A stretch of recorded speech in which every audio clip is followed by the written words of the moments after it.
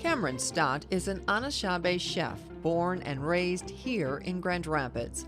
He is a proud father of 2 boys and is currently enrolled at Grand Valley State University.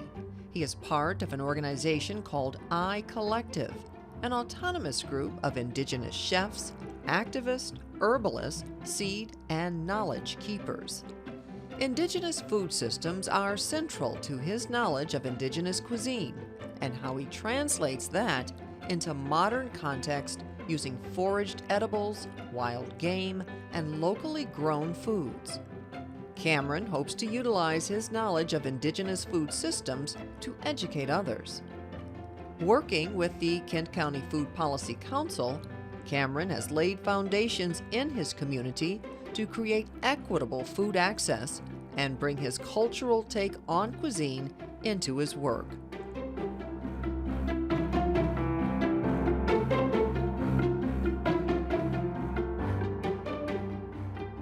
Join us now as we welcome Cameron Stott on this segment of My American Recipe.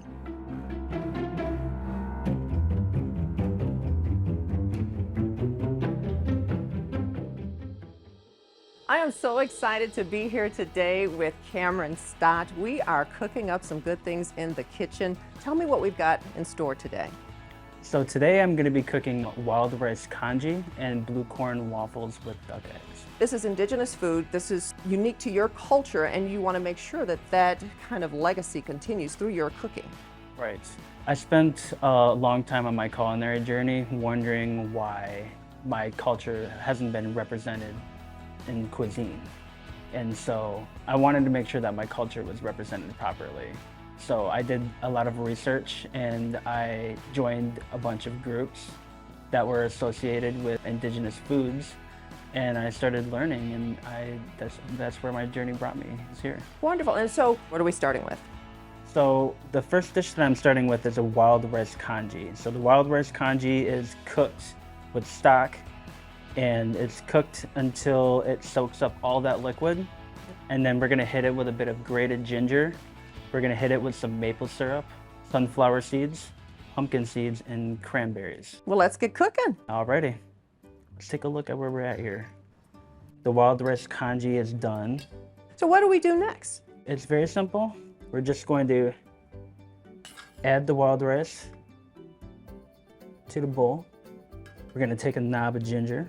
Okay. I love ginger.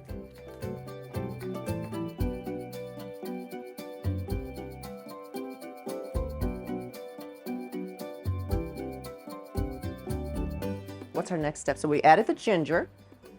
So we're gonna do quick pinch of sunflower seeds. Sunflower seeds. Quick pinch of pumpkin seeds. I pick these because sunflower seeds and pumpkin seeds are indigenous to North America as well.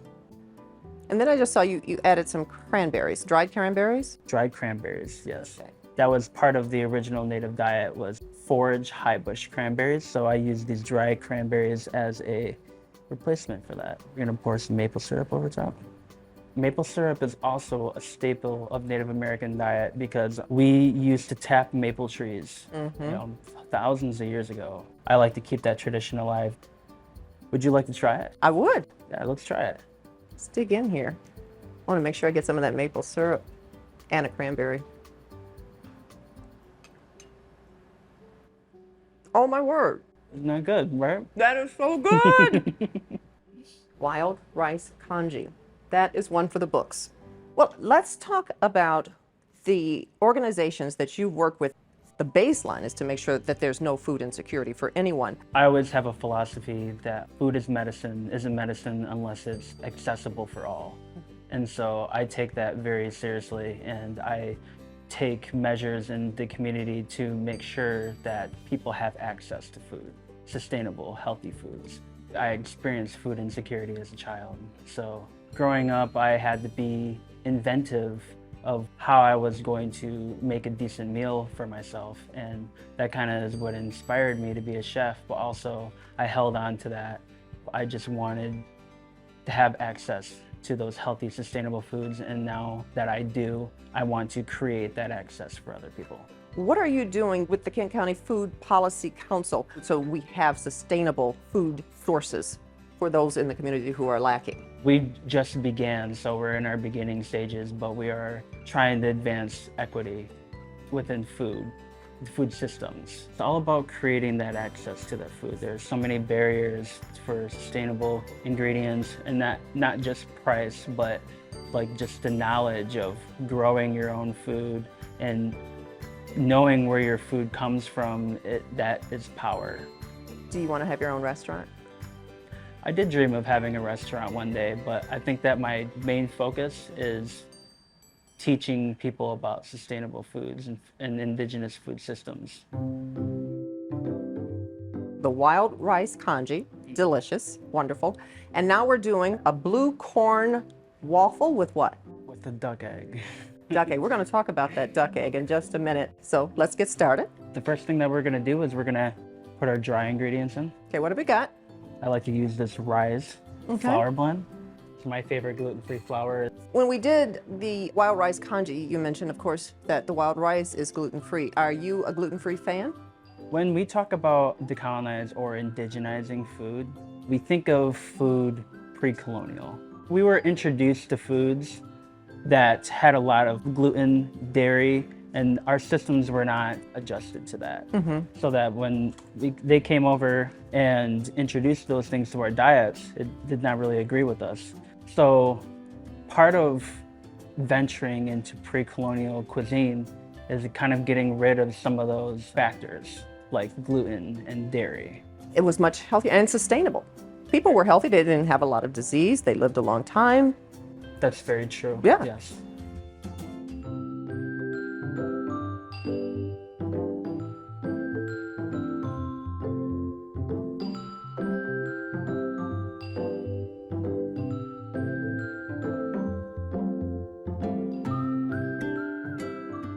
What made you do blue corn flour? Why blue corn waffle? We have something called a Three Sisters garden.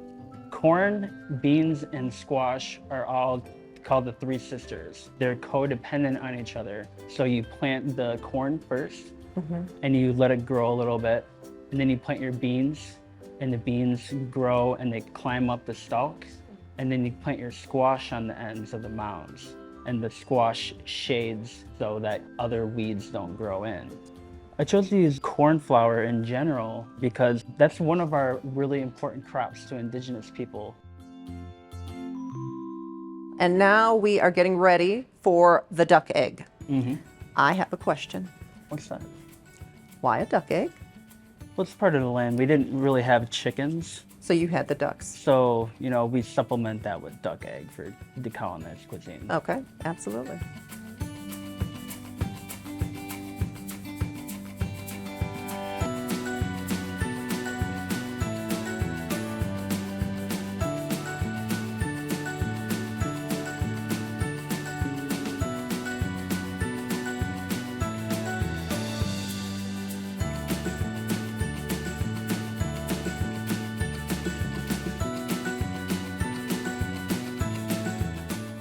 There we go.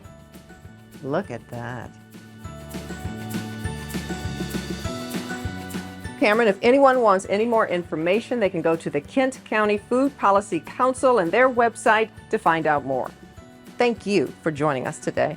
Thank you so much. It's been fun.